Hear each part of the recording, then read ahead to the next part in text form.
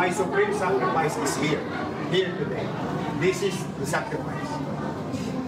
Despite of misimpression, misperception, or perception or impression that the other side of the river is doing and creating in your eyes, in your mind, this is the sacrifice.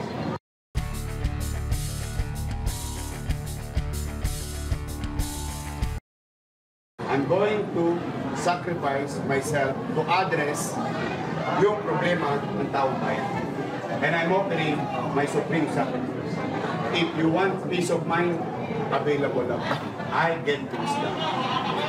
I'll do the job. Wala akong babawian. Wala akong paghihigantihan.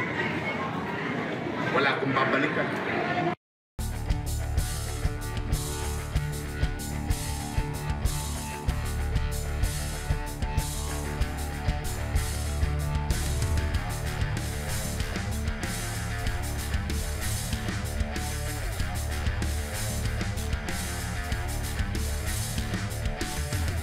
I wish them good luck.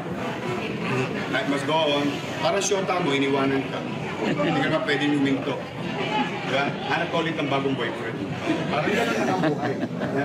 Nadadapa ka. Minsan natutumba ka. Ang mahalaga, katulad ng mga kababayan natin, ordinaryong pamilyang Pilipino, hindi sumusuko ang taong bayan. Hanggang hindi kayo sumusuko sa hirap na dinaranas ninyo, hindi ko kayo susukuran.